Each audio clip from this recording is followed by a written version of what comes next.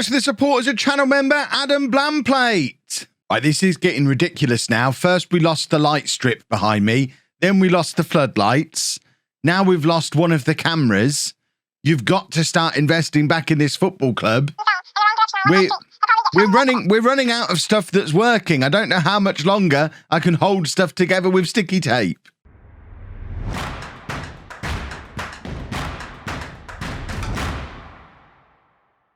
Hello and welcome to part 65 of Homegrown. I'm Kevin. Coming up on today's episode, we have two games for you in the run-in to the end of this season. We're at home against Barnsley, away against Crystal Palace. Since you were last with me, we've had a nightmare run of form. For a team that ended the last episode second in the league, we then lost our next three consecutive matches against Stoke, West Brom and Derby. We arranged ourselves a little friendly against Bourne just for fitness reasons during an international break, just to make sure our fitness got back up again, and did recover against Rotherham with a victory and then a draw against top of the table. Not top of the table, second in the table, I think, Fulham in our last game. But we've now got 4 games remaining and we're no longer in the very strong position we were in the last episode. We're back down to 4th place. We still are only 3 points behind Fulham. If we'd have managed to pull off a victory against them in that last game, it would have been a lot closer at the top of this table. But 4 games remaining. We're going to have 2 today, 2 tomorrow, and then maybe the playoffs afterwards. We're going to have to see how things pan out. But we're playing Barnsley. Barnsley are down in 17th place. You'd like to think we should be able to win that game. Meanwhile, Blackburn playing Ipswich, who are even further down in the league. You'd expect a victory for Blackburn there too. And Fulham are away against Coventry. Coventry also down the bottom end of the league. I mean, we're not going to worry about who's behind us just yet, but I would expect for this first match, all 3 of these teams should win. I think we're the ones most likely not to, because we've been bottle jobs recently.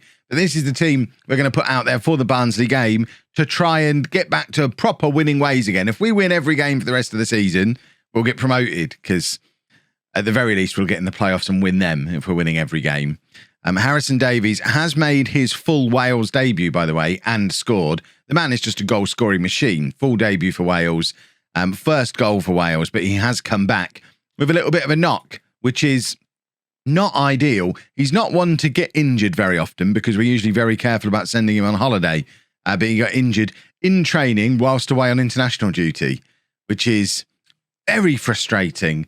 But he is back today, and we need his leadership, and maybe just a little goal from a set piece would be nice as well. So we're going with Williams in goal, a back four of Hall, Davies, Barr and Brewerton, Hodgkinson and Akani in midfield, Hamilton and Renan out wide, and then Cannon and Jessup up front. Exciting Renan news. He's finally decided he doesn't want to leave the club. So we managed to extend his contract.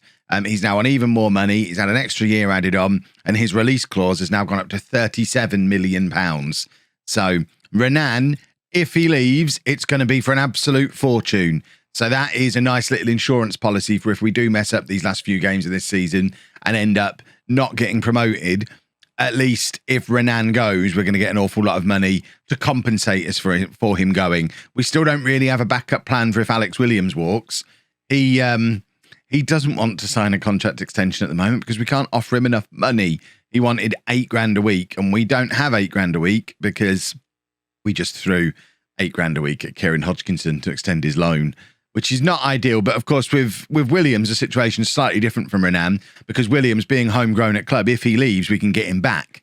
Whereas Renan has to stay for at least another 6 months, or else he's gone forever. He needs to get that homegrown at club status, or we won't even be allowed to loan him back if he leaves. It'll be another Zach Redmond situation.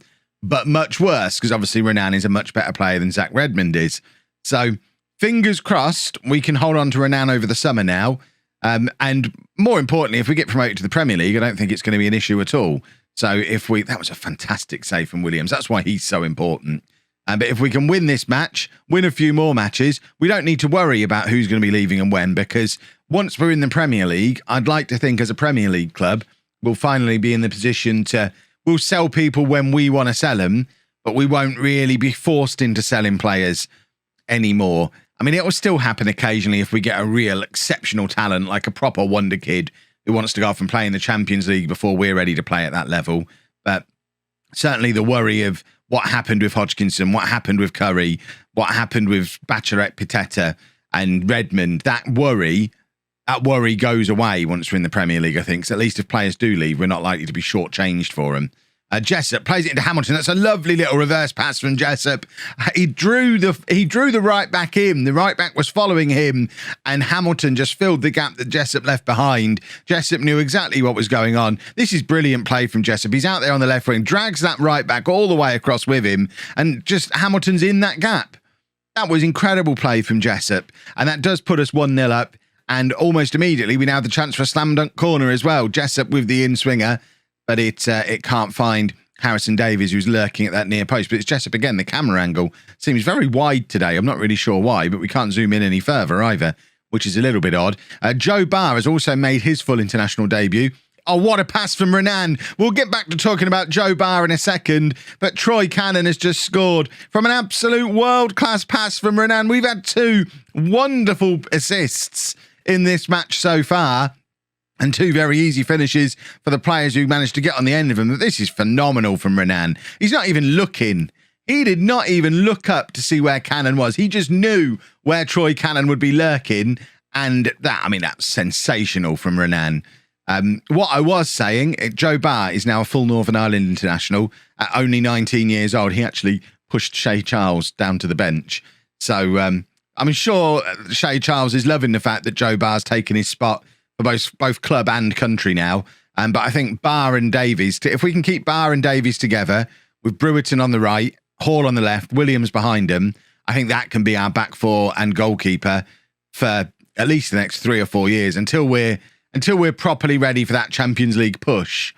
Those boys are always going to be in and around the squad, I think. I think we've got some very good young players who could conceivably still be in the squad when we're winning the Premier League in however many years' time.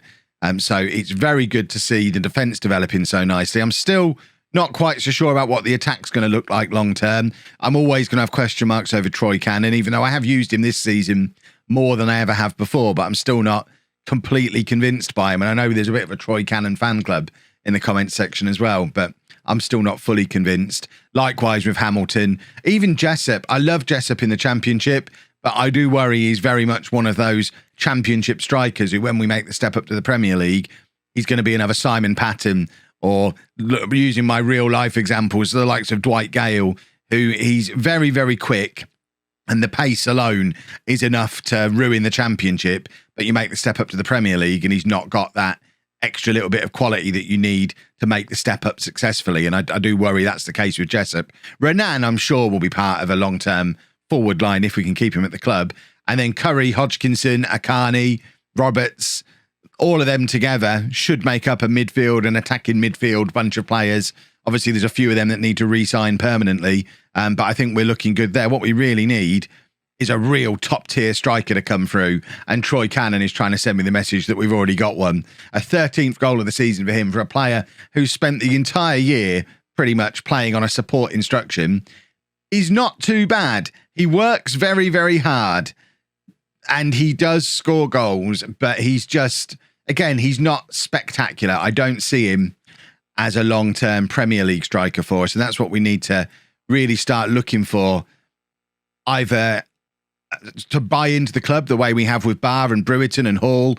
We've brought them in and developed them over a few years and they've been outstanding, or whether it ends up being a situation like with Akani or Hodgkinson or Curry, where he comes through, or Williams, where someone comes through the youth system to be that striker that we really need. But I know a few years ago we were talking about really, really needing a goalkeeper, and Alex Williams emerged. Well, now if the universe is listening, we really, really need a top-level striker to come through. It might be Connor Roberts yet. You never know. He's still only 19. He's still got a lot of potential.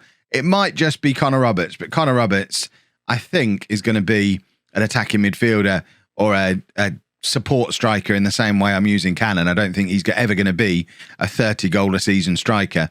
Right, we're going to make a triple change here. We're going to bring Hughes on for Hamilton, and get Renan over onto the left-hand side. Give him a bit more game time playing as the inside forward. Maybe Renan's the striker. We talked about that in a previous episode. Renan played very well up front, but the only problem is we don't really have the wide players to replace him. We'd have to go with Hughes and Hamilton. And I don't know. I feel like Cannon offers a little bit more in the build-up play. I will figure it out. And if I figure it out whilst getting promoted as well, that's a nice problem to have.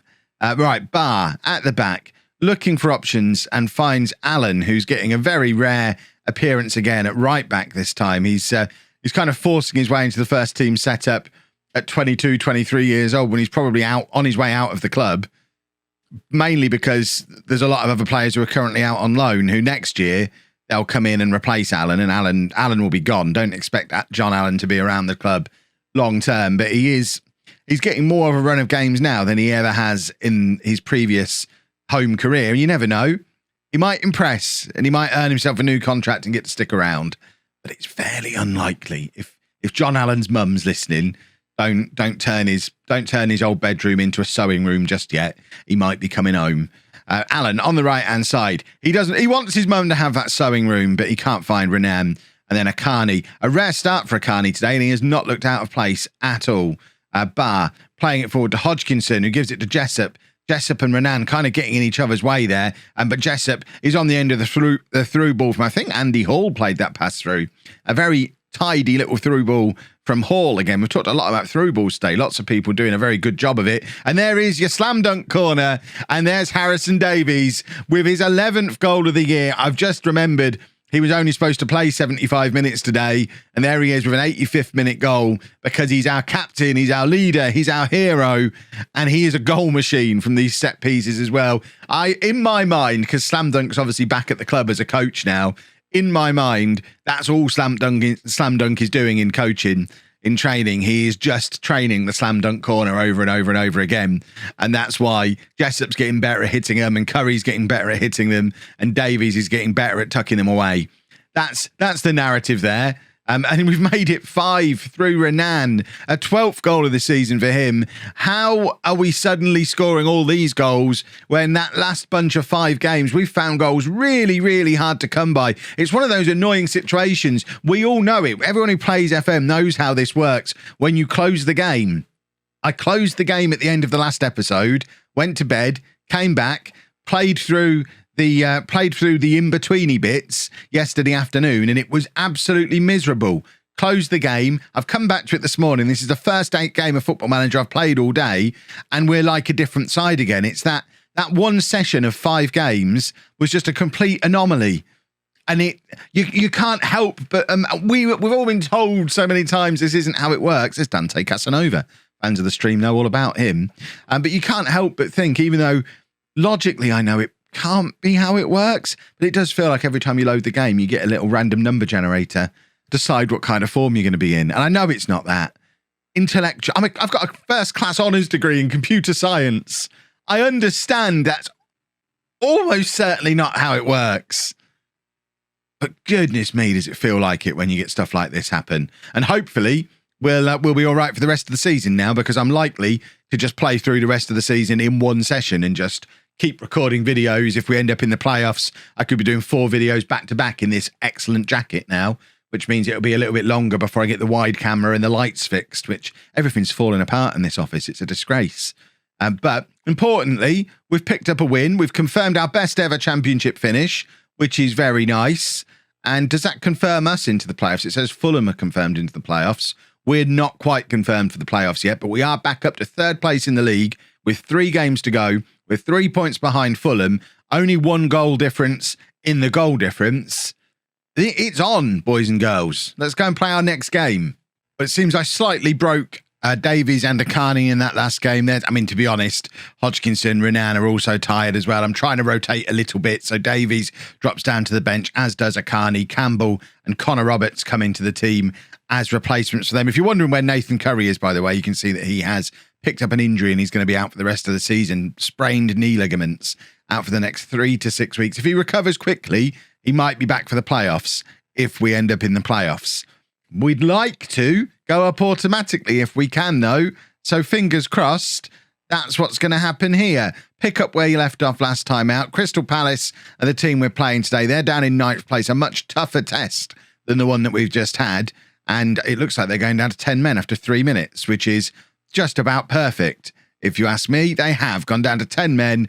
2 yellow cards inside the first 3 minutes is absurd. But every little helps, as they say at Tesco, and fingers crossed that will help us on our way to pick up a victory, unless, of course, they just stick their remaining 10 players behind the ball and we can't break them down all afternoon, which would be troublesome. Brewerton playing it across to Hamilton, who's missed out on the ball there. He just sort of stood there waiting for it rather than being proactive and moving towards the ball. Campbell trying to intercept, can't. And this is odd. Palace go down to 10 men after 3 minutes. They go 1-0 up after 6. Campbell did his best to make the interception, but he's no Harrison Davies, is he? And Alex Williams, I don't know. He gets a hand to it. I'm not going to blame him. I don't blame goalkeepers for things anymore, mainly because we've got a good goalkeeper now, so it would be silly to blame the goalkeeper. Roberts, though, plays it to Hamilton. We have got a lot to do now, looking for the ball over the top to Jessup for the immediate reply, but it doesn't get through. But now Hamilton is charging through, trying to make up for his mistake that kind of indirectly led to the goal, but his shot is straight into the hands of the Palace goalkeeper, and there's something has happened here. We didn't see the foul, but we can see a free kick on the edge of the area, and they've only gone 2-0 up after 8 minutes. What a ridiculous start to a football match this is. We've gone 2-0 down against 10 men. I don't usually use the berate button, but they're getting it now because there's not a chance this should have happened. We're going attacking. We might, I don't know, do we change something? What could we possibly change? They can and probably should at this point just stick everyone behind the ball and defend this ridiculous 2-0 lead that they've got from somewhere. And we're doing nothing. Demand more. Right. How are we going to change this up? What are we going to do here? We're going to change shape. And I think what we're going to do is, I mean, there's nothing we can really do without taking somebody off. I want to switch to the 4-2-3-1 that I've been talking about for such a long time. I guess we could put Hamilton in there, but I don't really want Hamilton as the one. We're going to stick Renan up front somehow. I can't take Troy. We're going to have to leave it till half time. I can't be a monster taking Cannon off just yet. He scored 2 goals in the last game. Renan nods it back to Brewerton, who was looking for the long throw. And Brewerton, now with the cross, finds Hamilton. And once again, it's straight at the Palace goalkeeper. And we really do need another goal, or a goal, before half time here. Hall scoops the clearance back looking for Hamilton. And Palace are in behind us again here. Eli Campbell, I don't know what he's trying to do there. Luckily, this time it's disallowed. But once again, Campbell left very much wanting. Eli Campbell has been a very, very good backup defender for us for a long, long time. He hasn't looked like one today. Hall trying to get across from the left-hand side. Oh, the ball's bubbling around in the area nicely. That's the kind of little bit of luck that we needed. And Micah Hamilton, at the third time of asking, does get the ball past the Palace goalkeeper. And we are back in this now. Palace, remember, down to 10 men. Hamilton does very well to nod the ball back to Hall from the throw, and then it's just bobbling around in the penalty area like a game of pinball. Troy Cannon got a touch in there somewhere, and Hamilton pushes the ball into the back of the net.